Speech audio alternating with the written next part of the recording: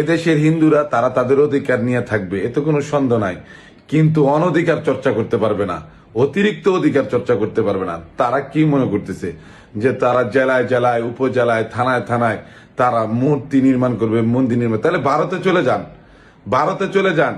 90-95% সংখ্যাগরিষ্ঠ রাষ্ট্রে আপনাদের স্পর্ধা কত বড়। যারা মূল ইসলামিক আদর্শের উপর যাদের জীবন ধারণ করতেছে তাদেরকে আপনি মৌলবাদ, জঙ্গি হিসাবে করতেন। এই হিন্দু জঙ্গিবাদ, এই উগ্র হিন্দুবাদকে এই দেশ থেকে নস্যাৎ করতে হবে। আজকে তারা জেগে উঠেছে ভারতের ইন্ধনে, বিজেপির ইন্ধনে, RS এর ইন্ধনে। যারা এই কাজগুলো করার দুঃসাহস দেখাচ্ছে তাদের বিরুদ্ধে আমাদের সকলকে সোচ্চার হতে হবে। আমাদের যে প্ল্যাটফর্মে থাকি না কেন, আমাদের ধর্মীয় মূল্যবোধের আদর্শে, আমাদের ধর্মীয় চেতনায়, আমাদের ধর্মীয় দৃষ্টি দর্শনে এখানে আমরা সবাই এক হয়ে এই উগ্রবাদ, এই জঙ্গিবাদ, এই সন্ত্রাসী হিন্দুদের বিরুদ্ধে ঐক্যবদ্ধভাবে আমাদের মোকাবেলা করতে পারে। যার কত বড় সাহস, এই চৈতালি রায়ের কত বড় সাহস, সেই দেশের, এই দেশকে আলাদা প্রদেশ নির্মাণ করার জন্য সে দাবি করতে পারে বিভিন্ন দেশে। সে তাকে এই দেশের রাষ্ট্রদ্রোহ মামলায় তাকে গ্রেপ্তার করা হোক, গ্রেপ্তার করে তাকে জবাবদিহিতা করা হোক, তার পিছনে কে কাজ করেছে। তার এত দুঃসাহস কোথা থেকে এলো? একটা মুসলিম সংখ্যাগরিষ্ঠ দেশ, একটা মুসলমান দেশে কিভাবে তাদের দেব দেবতার মূর্তি নির্মাণ করতে পারে? তাহলে যে ভারতবর্ষে হাজার হাজার লক্ষ লক্ষ মন্দির, মসজিদ এবং মুসলমানদের বাড়ি ঘর, ঐতিহ্যবাহী ওই প্রাচীন পুরানা নিদর্শনগুলো ধ্বংস করে দিচ্ছে, সেই ব্যাপারে তারা এতদিন মুখ খুলে নাই কেন? এত দরদ কেন তাদের? আজকে তারা শান্তি মতন আছে এই দেশে, তাদেরকে ভালো লাগে না? তারা চাইছে একটা দাঙ্গা বাজিয়ে দেশ সমাজের ভিতর, মানুষের ভিতর বিশৃঙ্খলা, এই দেশের ভিতর অরাজকতা সৃষ্টি করে তাদের স্বার্থ হাসিল করতে। তারা মনে কি করতেছে ভারতবর্ষে এসে তাদেরকে উদ্ধার করবে? এই বিজেপি সরকারের সুবন্ধে এসে উদ্ধার করবে? আরে আমাদের জন্য তো আমার আল্লাহ যথেষ্ট। এই বিজেপি, এই সুবেন্দ্র আমাদের কিছুই করতে পারবে না, বরং ভারতবর্ষ টুকরা টুকরা হয়ে, খন্ড খন্ড হয়ে বিলুপ্ত হয়ে যাবে যেদিন বাংলাদেশের উপর আগ্রাসনের দুঃসাহস দেখাবে। আর চৈতালি রায় এদেশের জনগণ না, সে স্বার্থবাজ, লুষ্ট, সন্ত্রাস এক মহিলা, জঙ্গিবাদ, সন্ত্রাস, এক জানোয়ার। এই কারণে তাই এত কথা বলা সাহস পেয়েছে।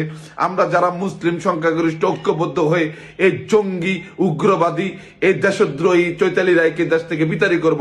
বিভিন্ন কলেজ, ইউনিভার্সিটিতে হিন্দুরা ঐক্যবদ্ধ হয়ে, কত বড় সাহস একটা মুসলিম সংখ্যাগরিষ্ঠ মানুষের বিরুদ্ধে যায় এই জঙ্গিরা ঐক্যবদ্ধ হয়ে মিথ্যা বিবৃতি দিয়ে যাচ্ছে, আর আমরা চুপ করে বসে বসে এই নাটক দেখতেছি, আমরা প্রতিবাদ করতেছি না।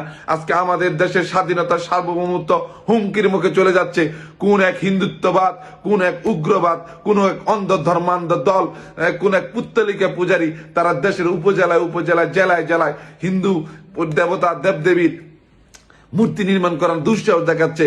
আমরা সবাই ঐক্যবদ্ধ হয়ে এই হিন্দুদের স্পর্ধা, হিন্দুদের এত বড় তাকাত ভেঙে গুড় গুড় করে দিতে হবে, যাতে কোনোদিন আগামীতে একটা শব্দ বলার আগে 3 বার চিন্তা করে কথা বলে। তারা কি ভেবেছে যে বিজেপি সরকার তাদের উদ্ধার করবে? ও এক উদ্ধার করুক, আর আমাদের জন্য আল্লাহ যথেষ্ট। আমরা বিজেপির সাথে মুখোমুখি লড়াই করব। আমাদের ধর্ম, আমাদের অনুভূতি, আমাদের সংবিধান, আমাদের শিষ্টাচার বাইরে যদি আমাদের সম্প্রীতি নষ্ট করার জন্য উগ্র হিন্দুবাদীরা এই রাষ্ট্রের ভিতরে বিশৃঙ্খলা সৃষ্টি করার নামে মিথ্যা বিবৃতি দিয়ে জনগণের ভিতরে উস্কানিমূলক আচরণ করে, তাহলে আমরা তাদেরকে এক চুল ছাড় দিব না। পরিষ্কার কথা, স্পষ্ট কথা। স্কুল কলেজের ভিতর যারা মুসলিম ভাইরা আছেন, এই হিন্দু, এই উগ্রবাদ, জঙ্গিবাদদের বিরুদ্ধে সবাই ঐক্যবদ্ধ হয়ে তাদেরকে প্রতিহত করুন, যাতে আগামীতে কোনোদিন একটা কথা বলার আগে 3 বার চিন্তা করে, 4 বার চিন্তা করে। আমরা হিন্দুদের সাথে শান্তি মতন থাকতে চাই, কিন্তু হুন্দিরা যদি সেই শান্তি বজায় রাখতে না চায়, তাহলে কেন আমরা তাদেরকে সুযোগ দিব? এত স্পর্ধা তারা কোথায় পায়? এত সাহস তারা কোথায় পায়? একটা স্বাধীন সার্বভৌম দেশের ভিতর তারা কিভাবে বলতে পারে তারা আলাদা প্রদেশ করবে? আমাদের সরকারের কাছে দাবি, তার বিরুদ্ধে কঠোর থেকে কঠোরতর ব্যবস্থা নেওয়া হোক।